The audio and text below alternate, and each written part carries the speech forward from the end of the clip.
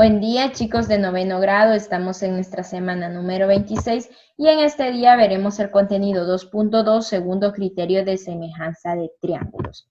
El criterio es ángulo-ángulo, que es AA. Si dos triángulos tienen dos pares de ángulos correspondientes, misma posición, mismo tamaño, congruentes, congruente es misma forma y mismo tamaño, ¿verdad? Correspondiente es que estén en el mismo lugar.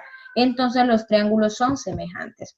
En los triángulos, el triángulo ABC y el triángulo DEF, vamos a verificar. Primero que todo me dice que el ángulo B es igual al ángulo E, el ángulo C es igual al ángulo F y me está preguntando cuál es la medida del ángulo A y cuál es la medida del ángulo D. Y me pregunta también, ¿son ambos triángulos semejantes? Y podemos determinar. Bueno, se está cumpliendo con que dos de sus ángulos ya son igual, pero yo puedo descubrir cuánto mide el ángulo A y cuánto mide el ángulo D. ¿Por qué? Porque hay un teorema donde dice que la suma interna de los triángulos es igual a 180 grados. Ese es un teorema que hemos visto en octavo grado. Así que yo puedo asumir que por ese teorema que la suma de esos ángulos internos debe de ser 180. Si yo nombro a este ángulo como X, quiere decir que 45 más 75 más X, eso me debe de sumar 180. Hacemos el despeje, 180, esta suma de 45 más 75 es 120. Está sumando, pasa a restar. 180 menos 120, eso es 60. Este ángulo debería de medir 60.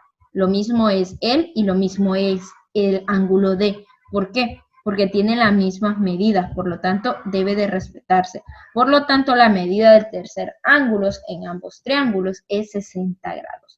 Ahora dice, mide con una regla las longitudes de los lados de cada triángulo que dibujaste en tu cuaderno y comprueba que los lados correspondientes son proporcionales.